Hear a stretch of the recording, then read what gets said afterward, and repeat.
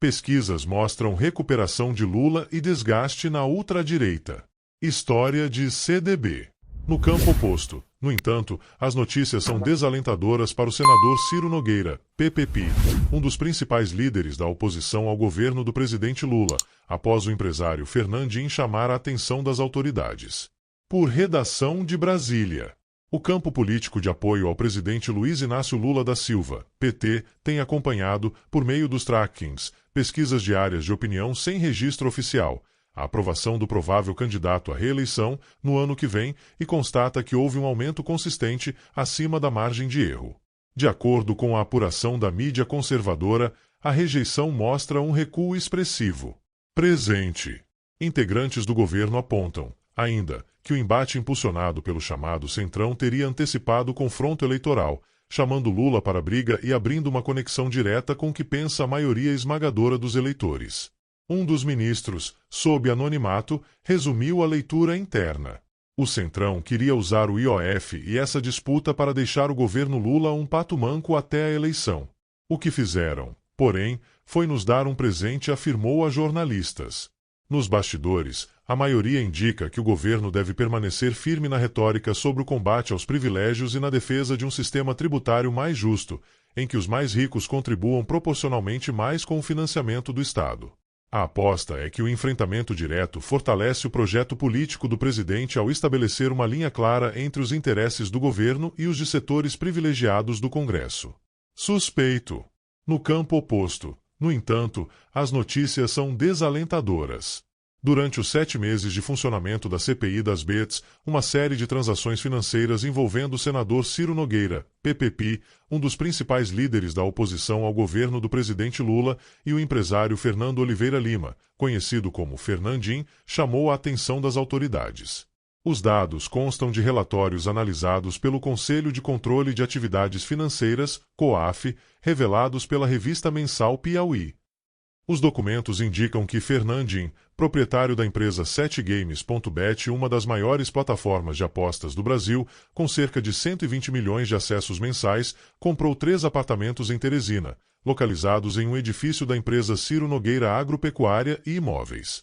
Questionado pela Piauí, o senador declarou: "Nunca ouvi falar dessa compra. Não tenho nada a ver com isso", desconversou. Ex-assessor. Nogueira admitiu ser sócio da empresa, mas afirmou que a administração está sob responsabilidade do irmão.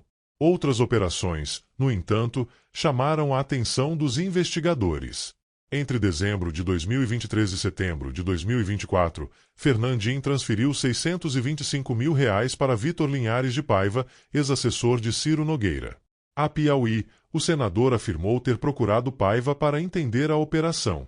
Segundo ele, o ex-assessor disse que a quantia era referente à venda de um relógio de luxo. Ele me disse que foi um relógio que ele vendeu para Fernandinho. Eu ainda disse: "Relógio caro esse." E ele me disse que era um Richard Mille e que estava tudo no imposto de renda dele e do Fernandinho, acrescentou o senador. Reserva.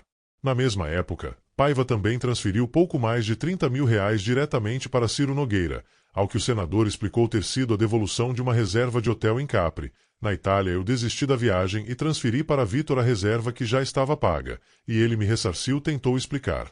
Vitor Paiva, que disputou uma vaga na Câmara de Vereadores de Teresina em 2020 pelo Progressistas, legenda presidida por Nogueira, obteve 3.426 votos e ficou como suplente. Atualmente, ele ocupa o cargo de secretário na gestão municipal da capital piauiense. Lula diz que Brasil não aceita a interferência de quem quer que seja após defesa de Trump a Bolsonaro. História de Juliano Galizzi e Gabriel Irabarrazi. Quer se manter informado, ter acesso a mais de 60 colunistas e reportagens exclusivas? Assine o Estadão.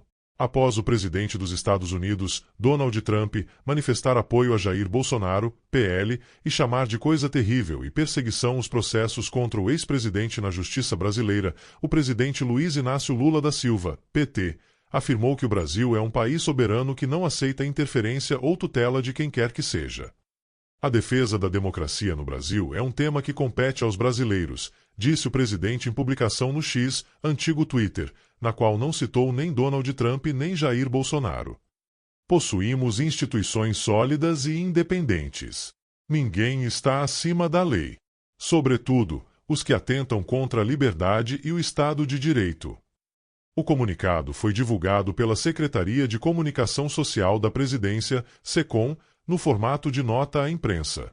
Nesta segunda-feira, 7, em publicação em sua rede social, a Truth Social, Trump pediu para que o Brasil deixasse Bolsonaro em paz. O presidente americano descreveu Bolsonaro como um líder forte que realmente amava seu país.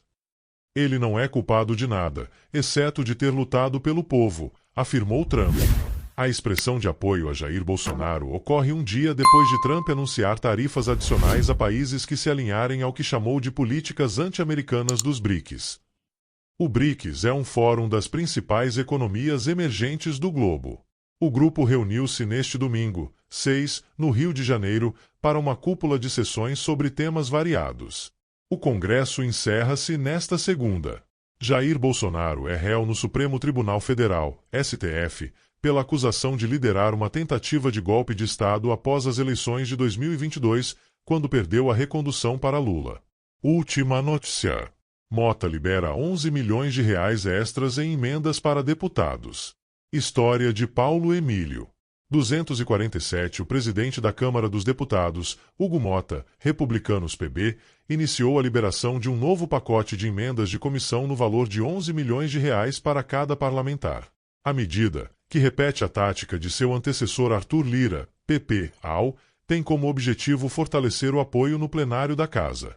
Segundo a Folha de São Paulo, o novo montante soma-se aos 37 milhões de reais já previstos para cada deputado por meio das emendas individuais, estas de execução obrigatória. Já as emendas de comissão, cujos 11 milhões de reais adicionais foram confirmados por ao menos 6 deputados, dependem da liberação pelo Executivo para que sejam efetivamente pagas. Isso as torna uma poderosa ferramenta de negociação política. Na prática, os deputados devem direcionar suas emendas às comissões temáticas, que ficam responsáveis por aprovar formalmente as sugestões e registrá-las em ata. Algumas delas, como as de saúde, esporte e turismo, já abriram seus sistemas internos para o cadastramento das propostas, ainda sem um prazo final estipulado. Paralelamente à cota individual, de acordo com a reportagem, os líderes partidários e o próprio presidente da Câmara terão acesso a parcelas ainda maiores das emendas de comissão. Os valores, no entanto, não são tornados públicos e variam de acordo com o tamanho das bancadas. Em anos anteriores, líderes receberam cotas que ultrapassaram os 100 milhões de reais. As emendas parlamentares seguem como principal instrumento dos congressistas para destinar recursos às suas bases eleitorais, funcionando como moeda política em votações e negociações. Em 2025, a Câmara contará com 19 bilhões de reais em emendas individuais e 14 bilhões de reais em emendas de bancada estadual, ambas com execução obrigatória. Já o orçamento para emendas de comissão é de 10,5 bilhões de reais, mas com liberação sujeita ao aval do governo federal.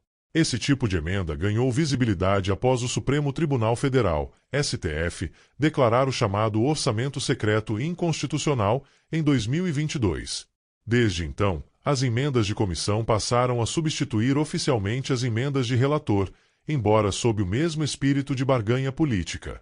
Em 2024, a liberação desses recursos chegou a ser suspensa pelo ministro Flávio Dino, justamente pela ausência de mecanismos que assegurassem transparência e rastreamento, exigência feita após operações da Polícia Federal que identificaram desvios e fraudes.